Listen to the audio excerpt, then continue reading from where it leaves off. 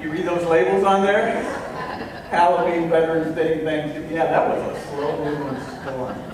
How often in our lives do we find ourselves waiting? Generally, I am not too good at the waiting game. I want to know when this thing or that thing is going to happen. And if possible, I want to know what I can do to make it happen, to get ready for it to happen, to work through it. I don't want to hear wait. But impatience seems to be part of life these days. Maybe it's always been part of life, but it just seems, well, maybe I'm the only one. Getting more impatient as time goes on. God's still working on me, but gosh. You know, I look around and I think, I wonder how many auto accidents happen because someone got impatient, right? They just decided, I'm tired of waiting, and boom, so they go. How many of us get impatient waiting for the microwave to ding? Like I do not have 40 seconds to nuke this leftover hamburger. Come on, come on. There are a lot of stories in the Bible of people who faced a long wait. Some of them felt that they couldn't wait on God, and so they decided to make their own way, much to their peril. But then there are many more stories of people who waited faithfully. And this morning we're going to visit a story that you probably have some familiarity with. It's the story of Noah and the ark fame. And the story begins in Genesis chapter 6, verse 5. Hear now the word of God. The Lord saw that the wickedness of humankind was great in the earth, and that every inclination of the thoughts of their hearts was only evil continually. And the Lord was sorry that he had made humankind on the earth, and it grieved him to his heart. So the Lord said, I will blot out from the earth the human beings I have created, people, together with animals and creeping things and birds of the air, for I am sorry that I have made them. But Noah found favor in the sight of the Lord. These are the descendants of Noah. Noah was a righteous man, blameless in his generation. Noah walked with God. And Noah had 3 sons, Shem, Ham, and Japheth. Now the earth was corrupt in God's sight, and the earth was filled with violence. And God saw that the earth was corrupt, for all flesh had corrupted its ways upon the earth. And God said to Noah, I have determined to make an end of all flesh, for the earth is filled with violence because of them. Now I am going to destroy them along with the earth. Make yourself an ark of cypress wood. Make rooms in the ark, and cover it inside and out with pitch. This is how you are to make it. The length of the ark, 300 cubits, its width 50 cubits, and its height 30 cubits. Make a roof for the ark, and finish it to a cubit above, and put the door of the ark in its side. Make it with lower, second, and third decks. For my part, I am going to bring a flood of waters on the earth, to destroy from under heaven all flesh, in which is the breath of life. Everything that is on the earth shall die. But I will establish my covenant with you, and you shall come into the ark, you, your sons, your wife, and your sons' wives with you. And of every living thing, of all flesh, you shall bring 2 of every kind into the ark, to keep them alive with you. They shall be male and female. Of the birds according to their kinds, and of the animals according to their kinds, of every creeping thing of the ground according to its kind, 2 of every kind shall come into you, to keep them alive. Also take with you every kind of food that is eaten, and store it up, and it shall serve as food for you and for them. Noah did this. He did all that God commanded him. May the Lord add his blessing to the reading and the hearing of his word. And all God's people said, Amen. Amen. Well, this flood story appears in the first 11 chapters of Genesis. Scholars sometimes call this the primeval history of the Bible. The history is primeval in the sense that it is the source of, it is the story of the first years of the world's existence. Now, you know, when you read further in the Bible, beyond Genesis chapter 11, you read stories of places which many of them have been corroborated by the discoveries of archaeology. You know, scholars say, well, yes, this is the place where this happened. And but you know, that's really not proved possible with the first 11 chapters of Genesis. And the flood, at least a global flood as described in this story, well, you won't find anything, so far anyway, in geology or paleontology, the study of fossil animals and plants. You won't find anything that backs up this idea of global flood. Now, some people are troubled by this, and some people will want to argue with me. Well, no, it didn't happen. Well, yes, it did happen. But you know, it really doesn't trouble me because I know that things are often true in more than one way. So when I come across a story like this, my goal is to hear what it is that God is saying to us through the story. So that's what I'm going at. And it helps me to put myself in the story, you know, not worry too much about the literality of this, that, or the other thing. Put myself in the story so that I can hear the truth of it speaking to me.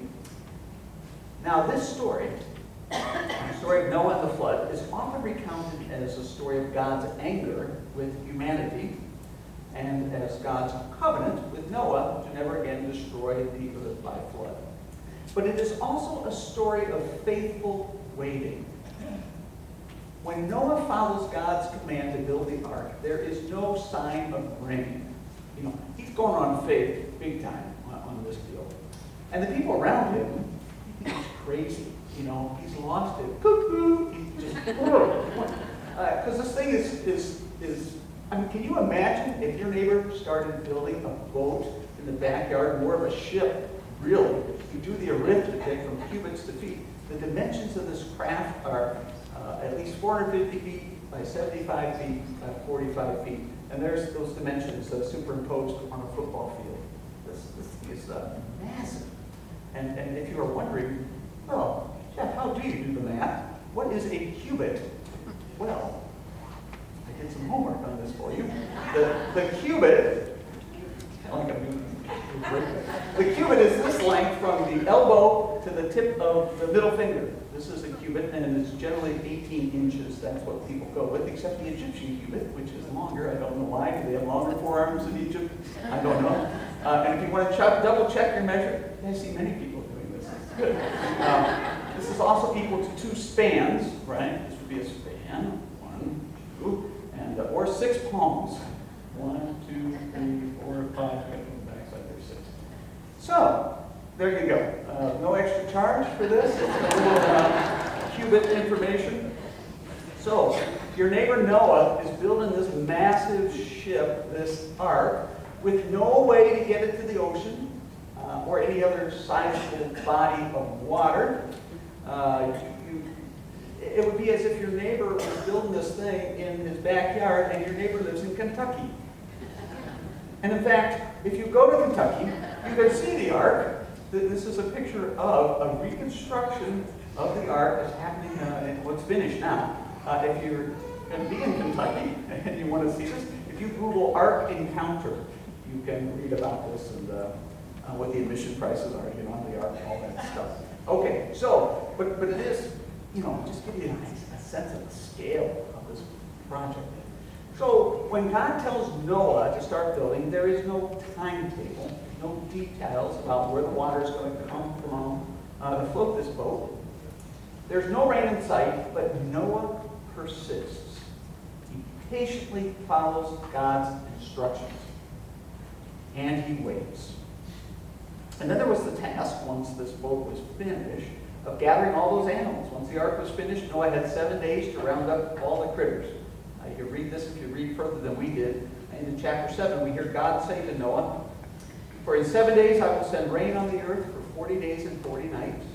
Every living thing that I have made I will blot out from the face of the ground." And the narrator reports, and Noah did all that God had commanded him. So then it rains 40 days and 40 nights, and flood waters come up from the ground. The account reads, "And the waters swelled on the earth for 150 days. God remembered Noah and all the wild animals and all the domestic animals that were with him in the ark. And God made a wind blow over the earth, and the waters subsided." If you read on into chapter 8, you realize that it was a full year before they got out of the ark. You talk about waiting. Noah did a lot of waiting. He waited while he worked building the ark. He waited for the rains to come and the waters to rise. And consider the waiting he did actually on the ark itself. It had storms, you had waves, I'm guessing, and it must have been terrifying. Long days, long nights of waiting. What does it say? Noah did all that the Lord had commanded. Noah waited faithfully.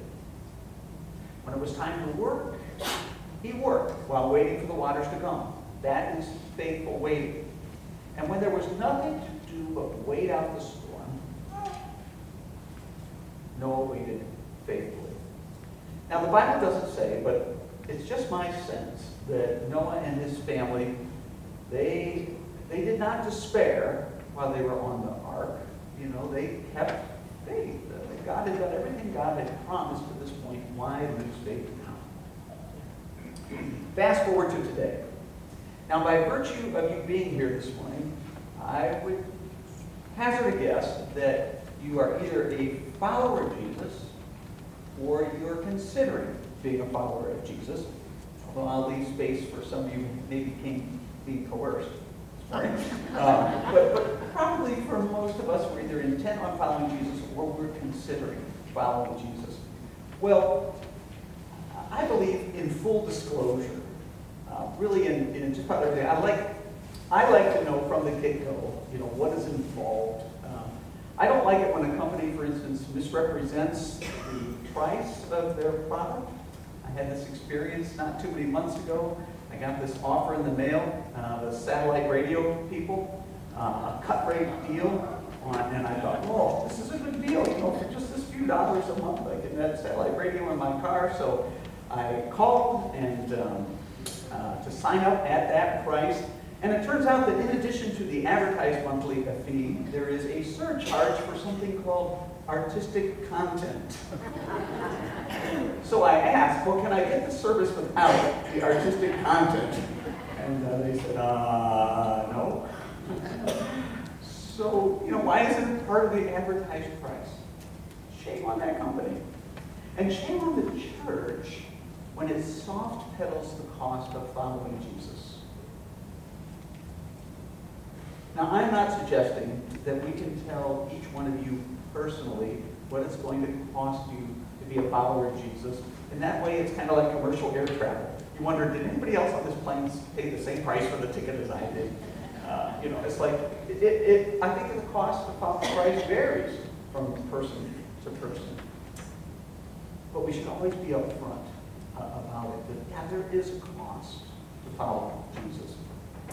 Jesus was always transparent about this. He was never timid about this. When I think about the cost of following Jesus, I think about the words that he spoke in we have in Luke chapter 9, verse 23. If anyone to become my followers, let them deny themselves and take up their cross daily and follow me. Take up our cross. Take up the cross in that day was an instrument of execution. So it's like basically we're dying to self in a sense each and every day. And the way that works is we're saying, yes, I understand my life can no longer be all about me. That's what it means to die to self. Well, now, I'm not going to keep myself at the center of the universe, which is a good working definition of sin, as the center of the universe, because that's God's rightful place. So we realize this, and then we embark on this journey of taking ourselves out of the center of our lives and giving God that rightful place. So we have to ditch that old attitude, oh, it's good to be the king. It's got to go. So here's the deal. Following Jesus often looks like Noah doing all that God commanded him. This is part of following Jesus. We're going to follow Jesus. Where he leads me, I will follow. And following Jesus often looks like faithful waiting. And that is hard. Author, pastor, spiritual director Harley Whitcomb writes this about waiting. Every stage of our lives involves some new form of waiting.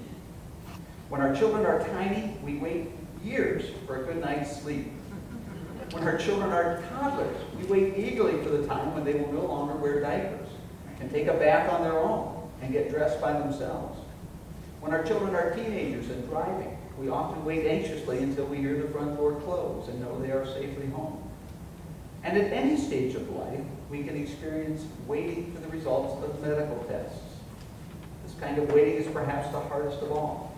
A weekend can seem like an eternity if we are waiting to find out whether a tumor is malignant or benign. Waiting presents an enormous challenge. We are impatient, I can fix it types of people, but not all situations can be fixed. We assume that everything in life can be made better by taking action, but sometimes it just isn't so. I'll read that last sentence again. We assume that everything in life can be made better by taking action, but sometimes it just isn't so. I prefer to act while I'm waiting. You know, we all prepared for Hurricane Dorian, but it was so long in coming that we ran out of things to prepare. The shutters were up. We had helped those around us who needed help putting shutters up and getting ready in other ways. The gas tank was full. The groceries were purchased. So at one point, I sat in the cave that our house had become, and I balanced the checkbook. Yes, it had come to that. We just assume that everything in life can be made better by taking action. Sometimes it just isn't so. Just ask Noah, who sat in that ark week after week, month after month, feeding those animals and shoveling poop. I did take a survey at my house last night. Can I say poop in the message in church? 2 out of 3 dead children say yes, you can. So I did. You wonder, these people, Noah and his family, I mean, a year on this boat. How many games of Uno can they play? You know, it's like, no, it's sitting here forever. To wait is to be patient, which literally means to suffer, or to be acted upon, rather than acting, to be receptive to the actions of others. To wait and to be patient is to trust that God is at work, even if we can't see or understand what God is doing at the time.